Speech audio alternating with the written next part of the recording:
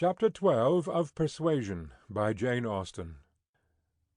Anne and Henrietta, finding themselves the earliest of the party the next morning, agreed to stroll down to the sea before breakfast. They went to the sands, to watch the flowing of the tide, which a fine south-easterly breeze was bringing in with all the grandeur which so flat a shore admitted. They praised the morning, gloried in the sea, sympathized in the delight of the fresh-feeling breeze, and were silent, till Henrietta suddenly began again with, "Oh, yes, I am quite convinced that, with very few exceptions, the sea air always does good. There can be no doubt of its having been of the greatest service to Dr. Shirley after his illness last spring 12-month. He declares himself that coming to Lyme for a month did more good than all the medicine he took, and that being by the sea always makes him feel young again. Now I cannot help thinking it a pity that he does not live entirely by the sea. I do think he had better leave Uppercross entirely, and fix at Lyme. Do not you, Anne? Do you not agree with me that it is the best thing he could do, both for himself and Mrs. Shirley? She has cousins here, you know, and many acquaintance, which would make it cheerful for her, and I am sure she would be glad to get to a place where she could have medical attendance at hand, in case of his having another seizure.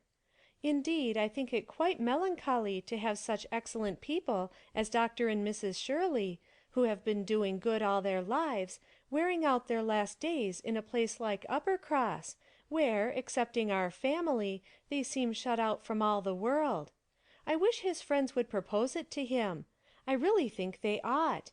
And, as to procuring a dispensation, there could be no difficulty at his time of life, and with his character. My only doubt is, whether anything could persuade him to leave his parish. He is so very strict and scrupulous in his notions, over-scrupulous, I must say. Do you not think, Anne, it is being over-scrupulous? Do you not think it is quite a mistaken point of conscience when a clergyman sacrifices his health for the sake of duties, which may be just as well performed by another person?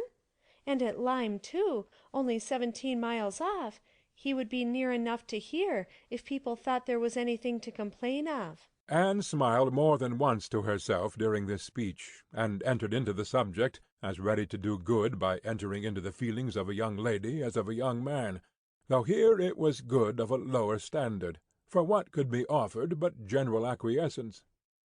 She said all that was reasonable and proper on the business, felt the claims of Dr. Shirley to repose as she ought, saw how very desirable it was that he should have some active, respectable young man as a resident curate, and was even courteous enough to hint at the advantage of such resident curates being married. "I wish," said Henrietta, very well pleased with her companion, "I wish Lady Russell lived at Uppercross, and were intimate with Dr. Shirley. I have always heard of Lady Russell as a woman of the greatest influence with everybody. I always look upon her as able to persuade a person to anything. I am afraid of her, as I have told you before, quite afraid of her, because she is so very clever. But I respect her amazingly, and wish we had such a neighbour at Uppercross." Anne was amused by Henrietta's manner of being grateful, and amused also that the course of events and the new interests of Henrietta's views should have placed her friend at all in favour with any of the Musgrove family. She had only time, however, for a general answer, and a wish that such another woman were at Uppercross, before all subjects suddenly ceased, on seeing Louisa and Captain Wentworth coming towards them. They came also for a stroll till breakfast was likely to be ready. But Louisa, recollecting immediately afterwards that she had something to procure at a shop, invited them all to go back with her into the town. They were all at her disposal. When they came to the steps leading upwards from the beach, a gentleman, at the same moment preparing to come down, politely drew back and stopped to give them way. They ascended and passed him, and as they passed, Anne's face caught his eye, and he looked at her with a degree of earnest admiration, which she could not be insensible of. She was looking remarkably well, her very regular and very pretty features having the bloom and freshness of youth restored by the fine wind which had been blowing on her complexion, and by the animation of eye which it had also produced. It was evident that the gentleman, completely a gentleman in manner, admired her exceedingly. Captain Wentworth looked round at her instantly in a way which showed his noticing of it. He gave her a momentary glance, a glance of brightness, which seemed to say, "That man is struck with you, and even I, at this moment, see something like Anne Elliot again." After attending Louisa through her business, and loitering about a little longer, they returned to the inn, and Anne, in passing afterwards quickly from her own chamber to their dining-room, had nearly run against the very same gentleman as he came out of an adjoining apartment. She had before conjectured him to be a stranger like themselves, and determined that a well-looking groom, who was strolling about near the two inns as they came back, should be his servant. Both master and man being in mourning assisted the idea. It was now proved that he belonged to the same inn as themselves, and this second meeting, short as it was, also proved again by the gentleman's looks that he thought hers very lovely, and by the readiness and propriety of his apologies that he was a man of exceedingly good manners. He seemed about 30, and though not handsome, had an agreeable person. Anne felt that she should like to know who he was. They had nearly done breakfast, when the sound of a carriage, almost the first they had heard since entering Lyme, drew half the party to the window. It was a gentleman's carriage, a curricle, but only coming round from the stable-yard to the front door. Somebody must be going away. It was driven by a servant in mourning. The word curricle made Charles Musgrove jump up, that he might compare it with his own. The servant in mourning roused Anne's curiosity, and the whole six were collected to look by the time the owner of the curricle was to be seen issuing from the door amidst the bows and civilities of the household, and taking his seat to drive off. "Ah!" cried Captain Wentworth instantly, and with half a glance at Anne. "It is the very man we passed." The Miss Musgroves agreed to it, and having all kindly watched him as far up the hill as they could, they returned to the breakfast-table. The waiter came into the room soon afterwards. "Pray," said Captain Wentworth immediately, "can you tell us the name of the gentleman who's just gone away?" "Yes, sir, a Mr. Elliot, a gentleman of large fortune, came in last night from Sidmouth. Dare say you heard the carriage, sir, while you were at dinner, and going on now for Crewkerne, in his way to Bath in London." Elliot? Many had looked on each other, and many had repeated the name, before all this had been got through, even by the smart rapidity of a waiter. "Bless me!" cried Mary. "It must be our cousin. It must be our Mr. Elliot. It must indeed. Charles, Anne, must not it? In mourning, you see, just as our Mr. Elliot must be. How very extraordinary! In the very same inn with us. Anne, must not it be our Mr. Elliot, my father's next heir? Pray, sir," turning to the waiter, "did not you hear, did not his servant say whether he belonged to the Kellynch family?" "No, mum, he did not mention no particular family, but he said his master was a very rich gentleman, and would be a baronet some day." "There, you see! cried Mary in an ecstasy. Just as I said. Heir to Sir Walter Elliot. I was sure that would come out, if it was so. Depend upon it, that is a circumstance which his servants take care to publish wherever he goes. But Anne, only conceive how extraordinary! I wish I had looked at him more. I wish we had been aware in time who it was, that he might have been introduced to us. What a pity that we should not have been introduced to each other! Do you think he had the Elliot countenance? I hardly looked at him. I was looking at the horses. But I think he had something of the Elliot countenance. I wonder the arms did not strike me. Oh, the great coat was hanging over the panel, and hid the arms, so it did. Otherwise I am sure I should have observed them, and the livery too. If the servant had not been in mourning, one should have known him by the livery." "Putting all these very extraordinary circumstances together," said Captain Wentworth, "we must consider it to be the arrangement of Providence that you should not be introduced to your cousin." When she could command Mary's attention, Anne quietly tried to convince her that their father and Mr. Elliot had not for many years been on such terms as to make the power of attempting an introduction at all desirable. At the same time, however, it was a secret gratification to herself to have seen her cousin, and to know that the future owner of Kellynch was undoubtedly a gentleman, and had an air of good sense. She would not, upon any account, mention her having met with him the second time. Luckily, Mary did not much attend to their having passed close by him in their earlier walk. but she would have felt quite ill-used by Anne's having actually run against him in the passage and received his very polite excuses, while she had never been near him at all. No, that cousinly little interview must remain a perfect secret. Of course, said Mary. You will mention our seeing Mr. Elliot the next time you write to Bath. I think my father certainly ought to hear of it. Do mention all about him. Anne avoided a direct reply, but it was just the circumstance which she considered as not merely unnecessary to be communicated, but as what ought to be suppressed. The offence which had been given her father many years back she knew. Elizabeth's particular share in it she suspected, and that Mr. Elliot's idea always produced irritation in both was beyond a doubt. Mary never wrote to Bath herself. All the toil of keeping up a slow and unsatisfactory correspondence with Elizabeth fell on Anne. Breakfast had not been long over when they were joined by Captain and Mrs. Harville and Captain Benwick, with whom they had appointed to take their last walk about Lyme. They ought to be setting off for Uppercross by 1, and in the meanwhile were to be all together and out of doors as long as they could. Anne found Captain Benwick getting near her as soon as they were all fairly in the street. Their conversation the preceding evening did not disincline him to seek her again, and they walked together some time, talking as before of Mr. Scott and Lord Byron, and still as unable as before, and as unable as any other two readers, to think exactly alike of the merits of either, till something occasioned an almost general change amongst their party, and instead of Captain Benwick, she had Captain Harville by her side. "Miss Elliot," said he, speaking rather low, "you have done a good deed in making that poor fellow talk so much. I wish he could have such company oftener. It is bad for him, I know, to be shut up as he is.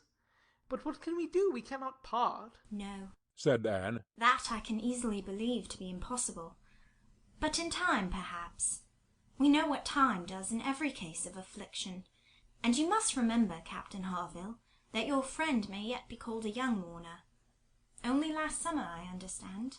"Ay, true enough." With a deep sigh, "Only June." "And not known to him, perhaps, so soon." "Not till the first week of August, when he came home from the Cape, just made into the Grappler. I was at Plymouth, dreading to hear of him. He sent in letters, but the Grappler was under orders for Portsmouth. There the news must follow him, but who was to tell it? Not I. I would as soon have been run up to the yardarm. Nobody could do it but that good fellow."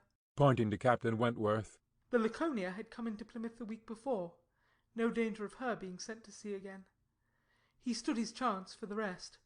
Wrote up for leave of absence, but without waiting return, travelled night and day till he got to Portsmouth, rowed off to the Grappler that instant, and never left the poor fellow for a week.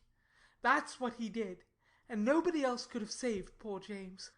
You may think, Miss Elliot, whether he is dear to us." Anne did think on the question with perfect decision, and said as much in reply as her own feeling could accomplish, or as his seemed able to bear, for he was too much affected to renew the subject, and when he spoke again it was of something totally different.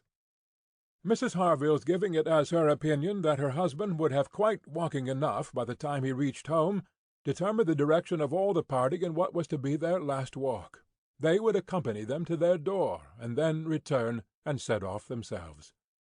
By all their calculations there was just time for this, but as they drew near the Cobb, there was such a general wish to walk along it once more, all were so inclined, and Louisa soon grew so determined, that the difference of a quarter of an hour it was found would be no difference at all. So, with all the kind leave-taking, and all the kind interchange of invitations and promises which may be imagined, they parted from Captain and Mrs. Harville at their own door, and, still accompanied by Captain Benwick, who seemed to cling to them to the last, proceeded to make the proper adieus to the Cobb. Anne found Captain Benwick again drawing near her.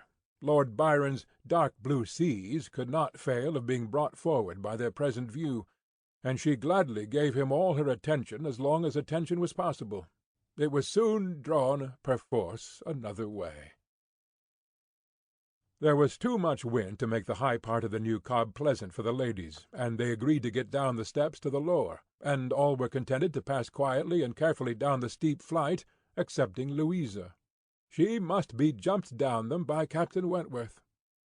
In all their walks he had had to jump her from the stiles. The sensation was delightful to her. The hardness of the pavement for their feet made him less willing upon the present occasion. He did it, however. She was safely down, and instantly, to show her enjoyment, ran up the steps to be jumped down again. He advised her against it, thought the jar too great.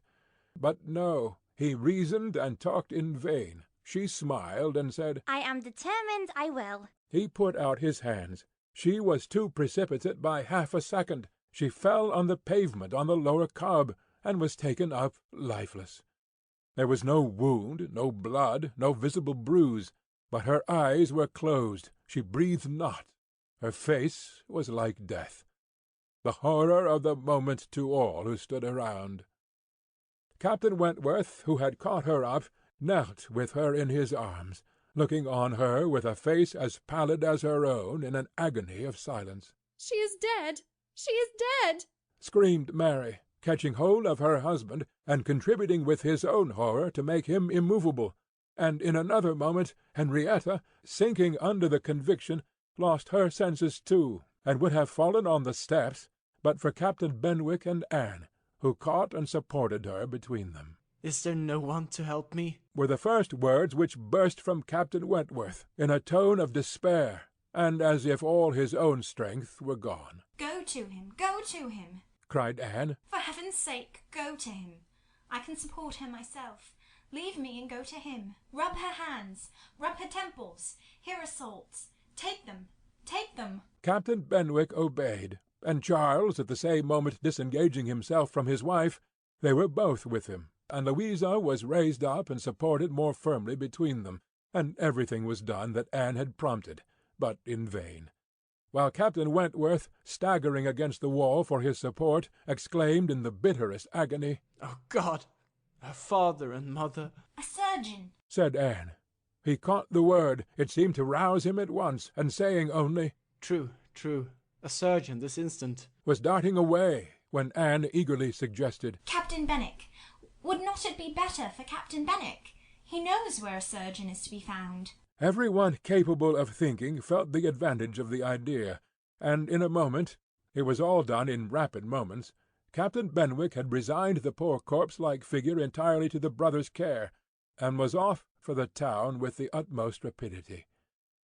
As of the wretched party left behind, it could scarcely be said which of the three, who were completely rational, was suffering most, Captain Wentworth, Anne, or Charles. Charles, who, really a very affectionate brother, hung over Louisa with sobs of grief, and could only turn his eyes from one sister to see the other in a state as insensible, or to witness the hysterical agitations of his wife, calling on him for help which he could not give. Anne, attending with all the strength and zeal and thought which instinct supplied to Henrietta, still tried, at intervals, to suggest comfort to the others, tried to quiet Mary, to animate Charles, to assuage the feelings of Captain Wentworth. Both seemed to look to her for directions. "Anne! Anne!" cried Charles. "What is to be done next? What, in heaven's name, is to be done next?" Captain Wentworth's eyes were also turned towards her. Had not she better be carried to the inn? Yes, I am sure. Carry her gently to the inn. "Yes, yes, to the inn," repeating Captain Wentworth, comparatively collected and eager to be doing something. "I will carry her myself. Musgrove, take care of the others." By this time the report of the accident had spread among the workmen and boatmen about the cob, and many were collected near them, to be useful if wanted. At any rate, to enjoy the sight of a dead young lady, nay, 2 dead young ladies, for it proved twice as fine as the first report. To some of the best-looking of these good people Henrietta was consigned, for, though partially revived, she was quite helpless, and in this manner, Anne walking by her side, and Charles attending to his wife, they set forward, treading back with feelings unutterable, the ground which so lately, so very lately, and so light of heart, they had passed along. They were not off the cob before the Harvilles met them. Captain Benwick had been seen flying by their house with a countenance which showed something to be wrong, and they had set off immediately, informed and directed as they passed towards the spot. Shocked as Captain Harville was, he brought senses and nerves that could be instantly useful, and a look between him and his wife decided what was to be done. She must be taken to their house. All must go to the house and await the surgeon's arrival there. They would not listen to scruples. He was obeyed. They were all beneath his roof, and while Louisa, under Mrs. Harville's direction, was conveyed upstairs and given possession of her own bed, assistance, cordials, restoratives were supplied by her husband to all who needed them. Louisa had once opened her eyes, but soon closed them again without apparent consciousness. This had been a proof of life, however, of service to her sister, and Henrietta, though perfectly incapable of being in the same room with Louisa, was kept, by the agitation of hope and fear, from a return of her own insensibility. Mary, too, was growing calmer. The surgeon was with them almost before it seemed possible. They were sick with horror while he examined, but he was not hopeless. The head had received a severe contusion, but he had seen greater injuries recovered from. He was by no means hopeless. He spoke cheerfully. That he did not regard it as a desperate case, that he did not say a few hours must end it, was at first felt beyond the hope of most, and the ecstasy of such a reprieve, the rejoicing, deep and silent, after a few fervent ejaculations of gratitude to heaven had been offered, may be conceived. The tone, the look with which "Thank God," was uttered by Captain Wentworth, Anne was sure could never be forgotten by her, nor the sight of him afterwards, as he sat near a table, leaning over it with folded arms and face concealed, as if overpowered by the various feelings of his soul, and trying by prayer and reflection to calm them. Louisa's limbs had escaped. There was no injury but to the head. It now became necessary for the party to consider what was best to be done as to their general situation. They were now able to speak to each other and consult. That Louisa must remain where she was, however distressing to her friends to be involving the Harvilles in such trouble, did not admit a doubt. Her removal was impossible. The Harvilles silenced all scruples, and, as much as they could, all gratitude. They had looked forward and arranged everything before the others began to reflect. Captain Benwick must give up his room to them and get another bed elsewhere, and the whole was settled. They were only concerned that the house could accommodate no more, and yet, perhaps, by putting the children away in the maid's room, or swinging a cot somewhere, they could hardly bear to think of not finding room for 2 or 3 besides, supposing they might wish to stay, though, with regard to any attendance on Miss Musgrove, there need not be the least uneasiness in leaving her to Mrs. Harville's care entirely. Mrs. Harville was a very experienced nurse, and her nursery maid, who had lived with her long and gone about with her everywhere, was just such another. Between these two she could want no possible attendance by day or night, and all this was said with a truth and sincerity of feeling irresistible. Charles, Henrietta, and Captain Wentworth were the 3 in consultation, and for a little while it was only an interchange of perplexity and terror. Uppercross, the necessity of someone's going to Uppercross, the news to be conveyed, how it could be broken to Mr. and Mrs. Musgrove, the lateness of the morning, an hour already gone since they ought to have been off, the impossibility of being in tolerable time. At first they were capable of nothing more to the purpose than such exclamations, but after a while Captain Wentworth, exerting himself, said, "We must be decided, and without the loss of another minute. Every minute is valuable. Some one must resolve on being off for Uppercross instantly. Musgrove, either you or I must go." Charles agreed, but declared his resolution of not going away. He would be as little encumbrance as possible to Captain and Mrs. Harville, but as to leaving his sister in such a state, he neither ought nor would. So far it was decided, and Henrietta at first declared the same. She, however, was soon persuaded to think differently. The usefulness of her staying. She, who had not been able to remain in Louisa's room, or to look at her, without sufferings which made her worse than helpless. She was forced to acknowledge that she could do no good, yet was still unwilling to be away, till, touched by the thought of her father and mother, she gave it up. She consented. She was anxious to be at home. The plan had reached this point when Anne, coming quietly down from Louisa's room, could not but hear what followed, for the parlour door was open. "Then it is settled, Musgrove," cried Captain Wentworth. "That you stay, and that I take care of your sister home. But as to the rest, as to the others, if one stays to assist Mrs. Harville, I think it need be only one. Mrs. Charles Musgrove will, of course, wish to get back to her children, but if Anne will stay, no one so proper, so capable as Anne." She paused a moment to recover from the emotion of hearing herself so spoken of. The other two warmly agreed with what he said, and she then appeared. "You will stay, I am sure.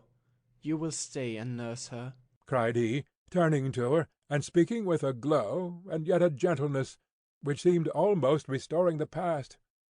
She coloured deeply, and he recollected himself, and moved away. She expressed herself most willing, ready, happy to remain. It was what she had been thinking of, and wishing to be allowed to do. A bed on the floor in Louisa's room would be sufficient for her. If Mrs. Harville would but think so. One thing more, and all seemed arranged. Though it was rather desirable that Mr. and Mrs. Musgrove should be previously alarmed by some share of delay, yet the time required for the Uppercross horses to take them back would be a dreadful extension of suspense, and Captain Wentworth proposed, and Charles Musgrove agreed, that it would be much better for him to take a chaise from the inn, and leave Mr. Musgrove's carriage and horses to be sent home the next morning early, when there would be the farther advantage of sending an account of Louisa's night. Captain Wentworth now hurried off to get everything ready on his part, and to be soon followed by the two ladies. When the plan was made known to Mary, however, there was an end of all peace in it.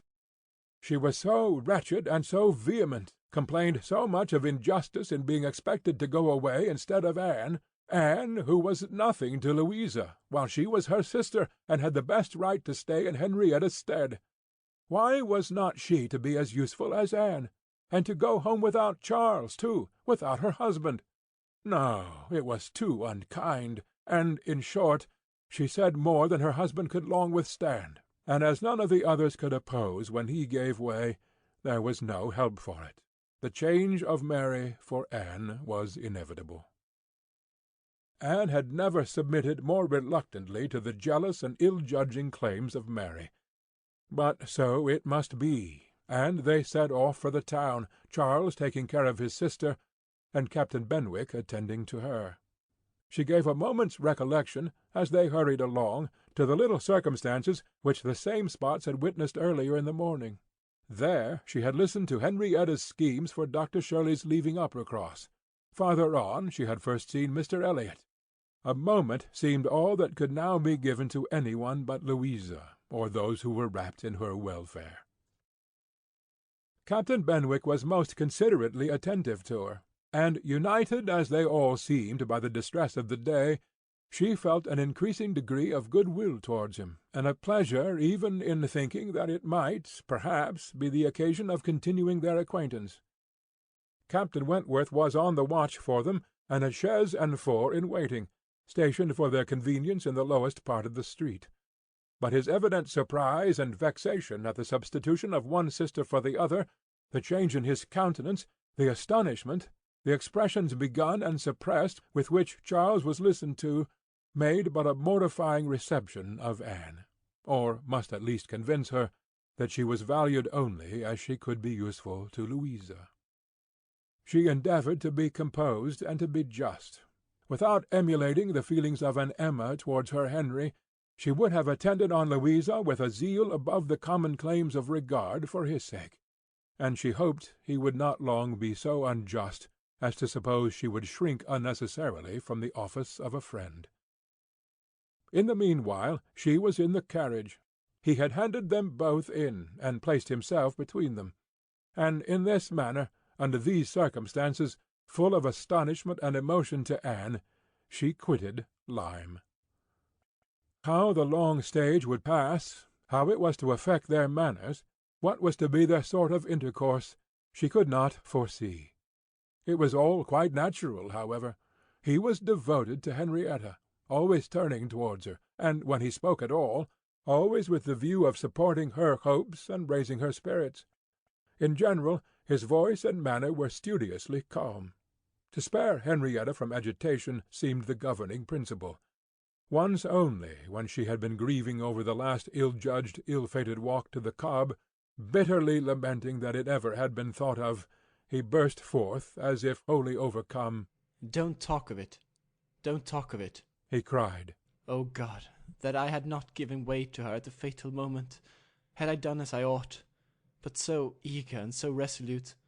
Dear sweet Louisa!" Anne wondered whether it ever occurred to him now to question the justness of his own previous opinion as to the universal felicity and advantage of firmness of character, and whether it might not strike him that, like all other qualities of the mind, it should have its proportions and limits.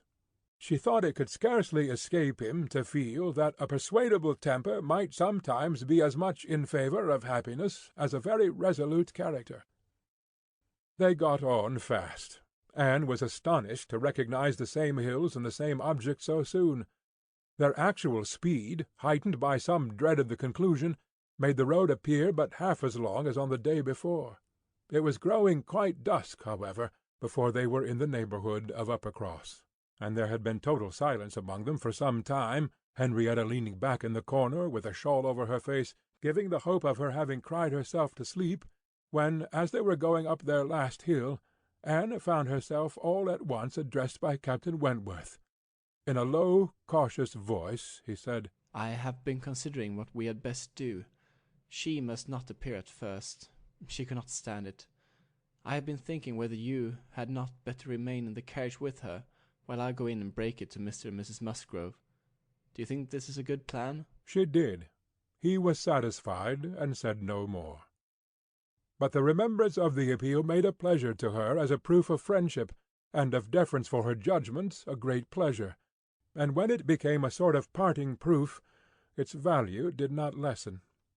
When the distressing communication at Uppercross was over, and he had seen the father and mother quite as composed as could be hoped, and the daughter all the better for being with them, he announced his intention of returning in the same carriage to Lyme, and when the horses were baited, he was off. End of Chapter 12 of Persuasion, by Jane Austen.